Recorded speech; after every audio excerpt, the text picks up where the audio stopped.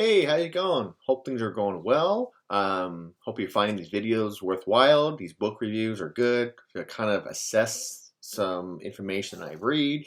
I'm trying to share this with you because it really inspires me to kind of do my thinking, and hopefully you're getting a lot from this too. Like I've said, I'm not trying to advertise anything like that. I'm trying to just say, hey, you know what? This book might be a good insight. This is what I think my thoughts are about the book. So hopefully everything goes well, and that you are taking this a lot with information that yourself that you can take for your own convenience, and just kind of maybe think about what's going on with these books and getting some aspect to it. All right, today I have an interesting one. It's a 2008. It's called, well, I don't have the cover, but it's called The Answer, and it's by John Assaraf.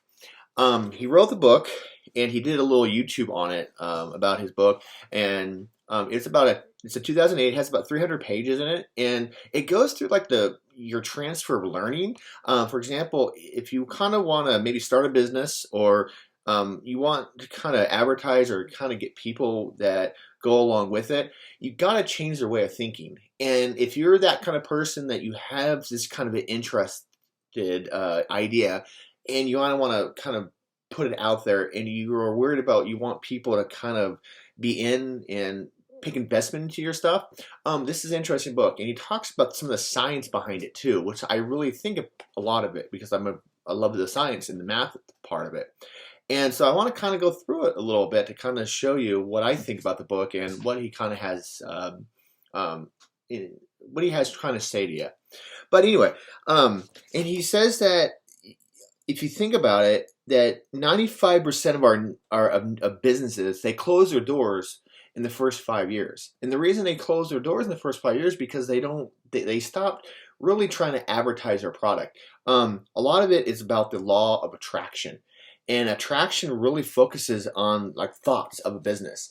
And you have to kind of appreciate what you're trying to do. You're trying to turn your idea into profit, but you're also trying to take your dreams to realities. And a lot of the times we quit doing that because we get distracted. And we have what we call the uncertainty principle, is that, in physics, is that it's called the Hinsberg uncertainty principle. And what it talks about, it's that you're teaching people that when you're looking at something, things change as you're thinking about something. And the things that change, they change your response and how you're thinking about it. I know it's kind of weird. You might have to look this up. But it really just takes ownership of that idea and put that idea into energy. As Albert Einstein says, that everything has energy. You just have to put the energy into action. And you also have to kind of rewire your brain into thinking a little bit differently when you're trying to make something happen. And so he kind of goes into the book, and he goes through the kind of like the background history of different scientists and what their ideas were, and a lot of it kind of comes out. For example, Galileo, Galilei, I think that's how you would say it in French. Not French, Italian. My fault. But in 1963, he had this idea about the telescope, looking at the world differently through a different lens, and a lot of the Roman Church that was in charge back then, they didn't like some of his ideas, and so they put him into house arrest for several years. I think for the rest of his life, because he thought differently than what was perceived back then. If you don't know a whole lot back then, Aristotle's thoughts were that the Earth is the center of the universe, and everything else, including the sun and our 4 planets at the time, were going around the Earth. But until Copernicus came along and says, you know what, that's not true. I have some evidence that says that it is not the Earth that's the center, it's the sun that's the center. We're rotating around that. And it took a long time for that to be enacted, because he was committed. Copernicus was committed to house arrest too, and he was sentenced to death. And he was a priest, And so a lot of ideas back then were just different. And so people didn't catch on to that until about 100 years after Copernicus's idea and Galileo and everything else. And so going off of that, it's all about how you think about the philosophy back then. You have Rene Descartes, therefore I am. And that was a little different. And then you have Isaac Newton and his laws of motion. That really affected a lot of people. And gravity was a lot. So things were becoming a lot more ingrained or interesting or different perceived than the world was that they were ready for. And today we think about, wow, look at all the stuff that we have made, and we would be in jail for that back then, if we thought a little differently. But our perceptions have changed. And in the book, he talks about that it's a law of attraction. You got to get things seen. And sometimes people don't always want to see what you're seeing because they don't have time to think about it and analyze it until it's becoming an idea. An idea just starts, but you have to put a lot of energy into it to make it happen. And that's part of what's going on, is that you need to have this law of attraction, but you have to have a law of action that he says in the book. And, our brain is just filled with a whole bunch of neurons, and those neurons have to connect to make things work. And if you have a lot more experience or exposure, those neurons will start to take more branches. And so you have to kind of rewire your brain, is what he was saying in the book, John, is that you have to reorganize or rewire your brain and to think about, hey, what do you need to do in order to make yourself successful? And it's all about, perception and the lenses that you're seeing out of it. I mean, we have these senses.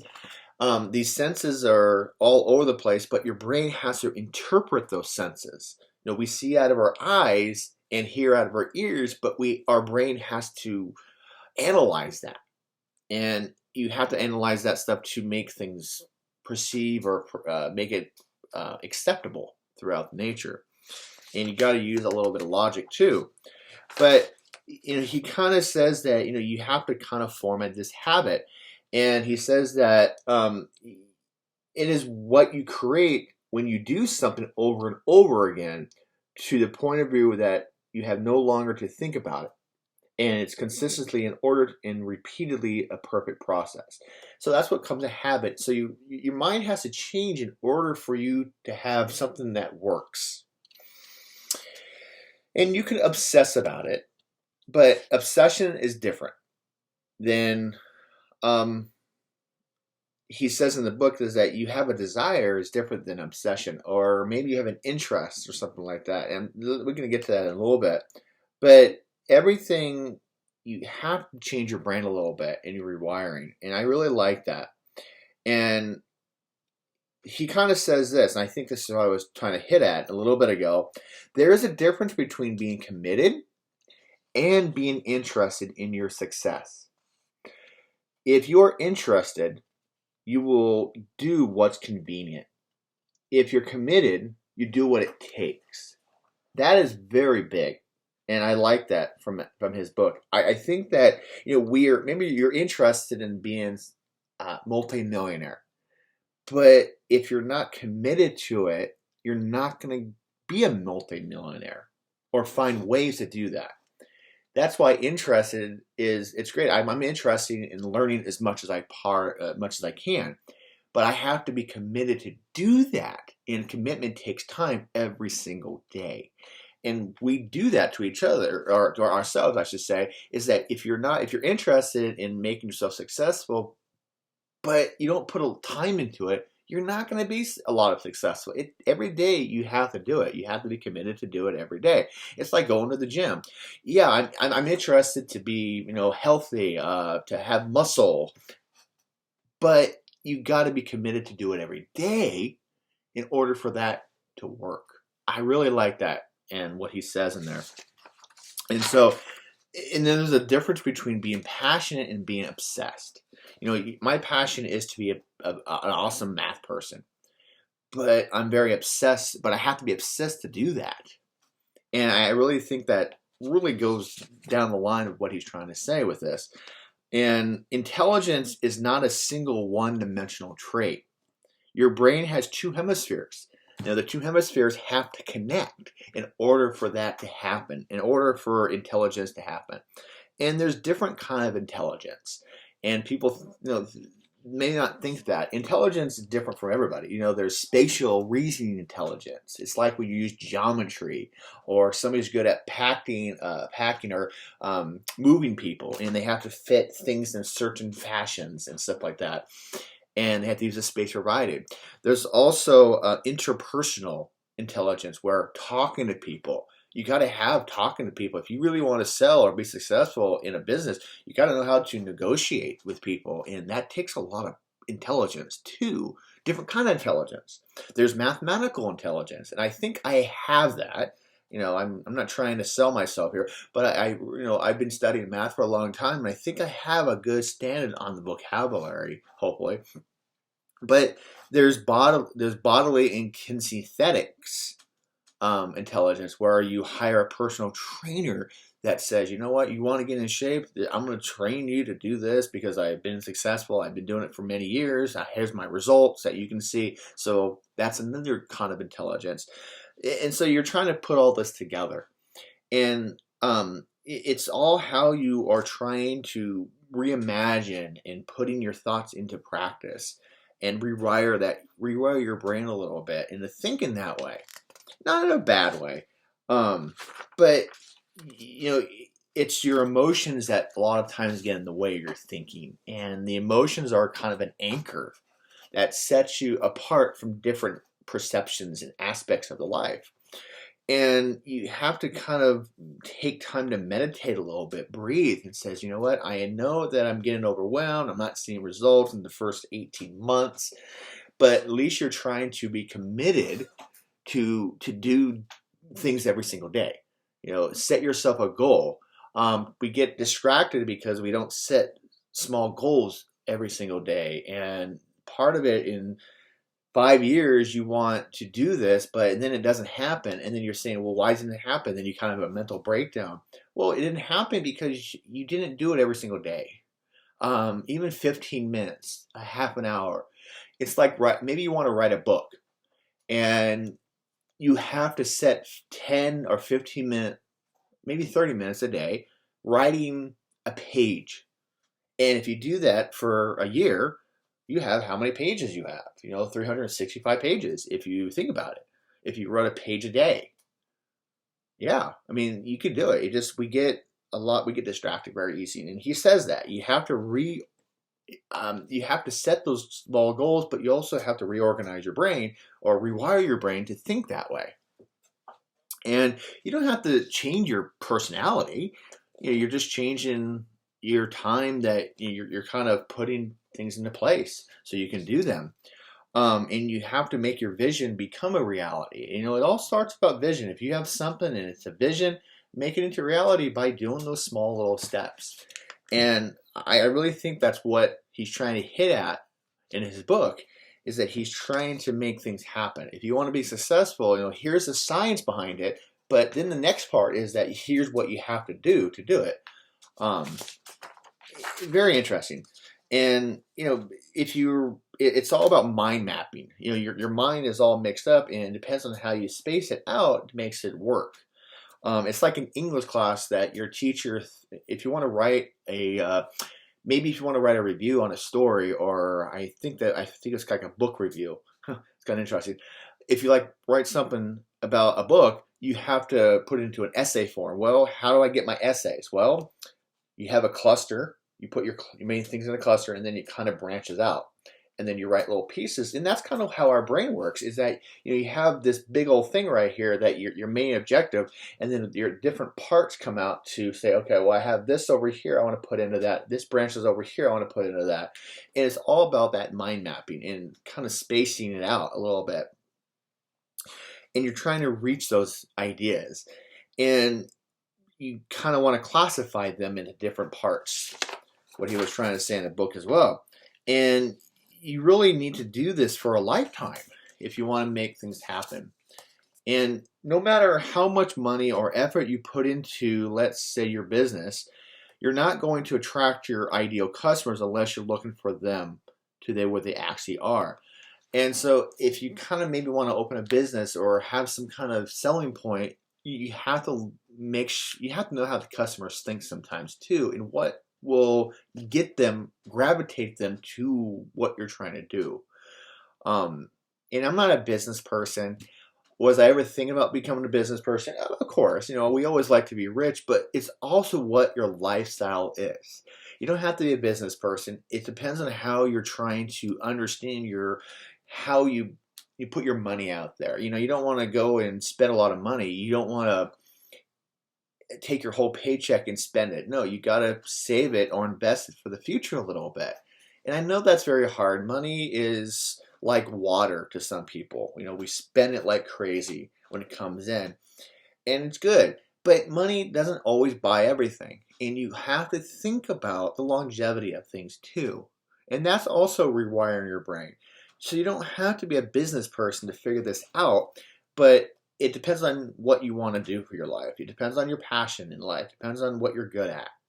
And I don't need to be a business person to figure that out. You just need to get your money to make it work for you. And that's always hard. And it's complicated today because if you don't have enough money coming in, but you're spending it like crazy, you got to fix that. But it is hard to live paycheck by paycheck too. And it just depends on how you rewire your brain to do that and to think in that. And so he kind of talks about, the big thinking towards the end. This is the hardest factor. Thinking is hard. Thinking is hard because you got to put it into action. And you have to bring it to the table when you're trying to make it work. And big thinkers know how to delegate. Delegate is that you put it here, you put it here, you put it there. What's working? And it's, when you first start out a business or building a business, let's say he says this, there is so much to do. Production, design, legal, the financial, the sales, the marketing. And it all comes down to a couple things. Having good partners, having good role models, good mentors to help you through it. And you have to delegate. You have to talk to people. You got to have customers that bring in. And that takes so much energy to process that. And you got to have some help. And you really just need to take over your thinking and strategize it in the best way you can. I really found this book to be very inspiring. It is a pretty lengthy book, but there's so much information in it, and John does a pretty good job of exploring this. And he says a lot of his other people. I mean, this is a New York Times bestseller, and a lot of celebrities have read it, and they said they changed their minds with this. And I think it's on Amazon. I don't know how much it is these days. It might be like $12 or $13. It depends on the markup, but I got this from a local library for $1, just whatever it was.